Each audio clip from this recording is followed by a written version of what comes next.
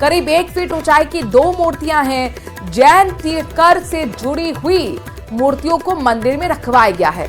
मूर्तियां देखने के लिए लोगों का तांता लगा हुआ है। ये आपको वही मूर्तियां दिखा रहे हैं जो खुदाई में निकली हैं। प्राचीन ये मूर्तियां हैं। भासू गांव के सीताराम जी मंदिर के जीर्णोद्धार का जब ये काम चल रहा तो 500 साल पुरानी ये मूर्तियां निकली। 500 साल पुरानी ये मूर्तियां बताई जा रही है, जिन्हें देखने के लिए अब लोगों का तांता लगा हुआ है। 1 फीट ऊंचाई की 2 ये मूर्तियां आपके सामने हैं। जैन तीर्थकर से जुड़ी हुई मूर्तियों को अभी मंदिर में रखवाया गया है।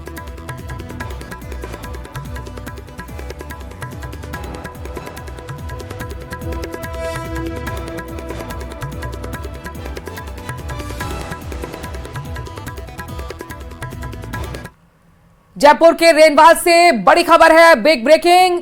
असामाजिक तत्वों ने बाबा साहेब अंबेडकर की मूर्ति को तोड़ डाला।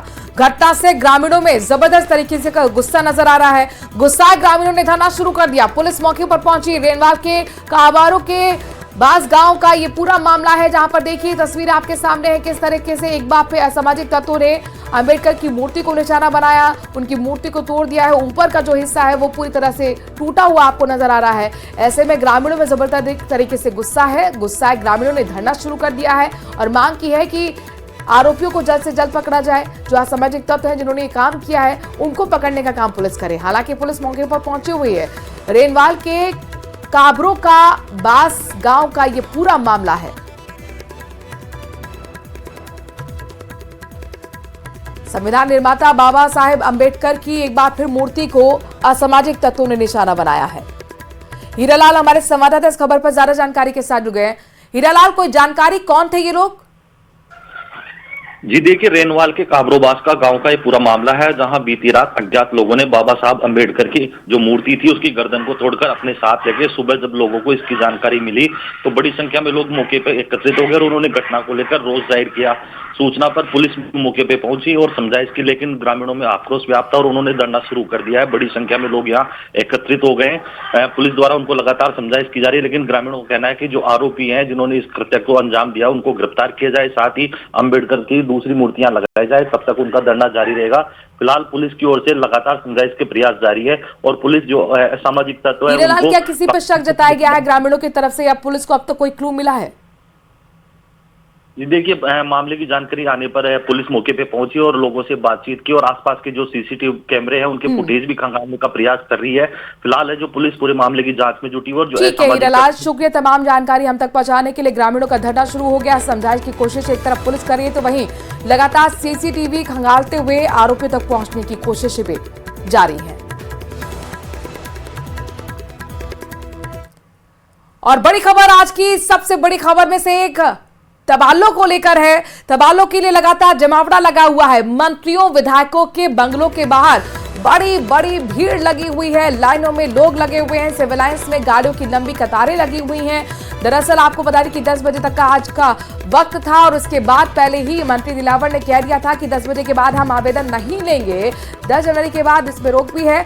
जयपुर से बड़ी खबर, तबादलों के लिए आप देख सकते हैं किस तरीके से लोग यहां पर अपने अपने आवेदन लेकर पहुंचे हुए हैं, अपनी अपनी अपील लेकर पहुंचे हुए हैं, अपनी अपनी सिफारिश लेकर पहुंचे हुए हैं। मंत्रियों के पहुंचे हुए हैं, विधायकों क्या उनके बंगले के बाहर आप देखिए किस तरीके से लोगों की जबरदस्त तरीके से भीड़ लगी हुई है, क्योंकि आज सिर्फ 10 बजे तक ही आवेदन दे सकते हैं ट्रांसफर से जुड़े हुए और उसके बाद नहीं दे पाएंगे। ये पहले ही मंत्री दिलावर साफ कर चुके हैं, ऐलान कर चुके हैं। लिहाजा हर कोई ये कोशिश कर रहा है कि हमारी सिफारिश मंत्री तक पहुंच जाए, विधायक तक पहुंच जाए। तो पूरा मामला ट्रांसफर यानी कि तबादलों से जुड़ा हुआ है और तबादलों को लेकर ही ये भीड़ आपको विधायकों के घर के बाहर और मंत्रियों के घर के बाहर नजर आ रही है।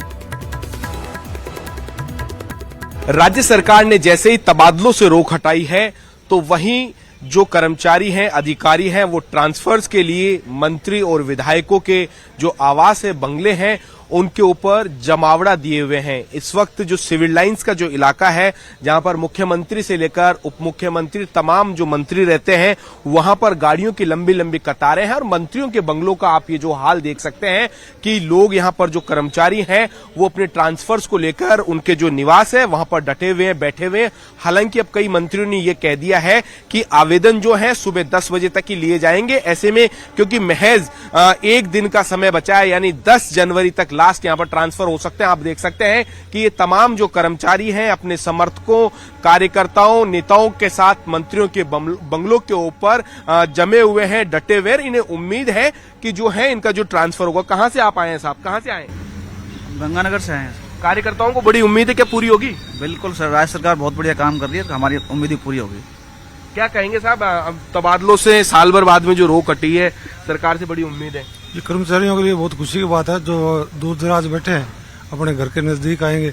और जैसे मंत्री जी का स्टेटमेंट आया कि दूर वार्ड में जो बैठे हैं एएनएम बहने और जो, तो उनको घर के नजदीक लेंगे, ऐसा समाचार सुन के कर्मचारी वर्ग खुश है। आप देख सकते हैं कि कार्यकर्ताओं को सरकार से बड़ी उम्मीद है। ऐसे कहा जा सकता है कि सैकड़ों जो कार्यकर्ता हैं, इसी तरीके से तमाम मंत्रियों के, विधायकों के जो बंगले हैं उनके ऊपर डटे हुए हैं। सरकार से उम्मीद है कि इस तबादला सूची में जो उनका जो ट्रांसफर है वो मनचाहे स्थान के ऊपर हो पाएगा। न्यूज 18 राजस्थान के लिए सहयोगी अविनाश शर्मा के साथ रोशन शर्मा की रिपोर्ट। राज्य सरकार ने 1 से 10 जो जनवरी है इसके बीच में तबादलों से रोक हटाई और ऐसे में जो तमाम कर्मचारी, अधिकारी, कार्यकर्ता हैं उन्हें बड़ी उम्मीद है।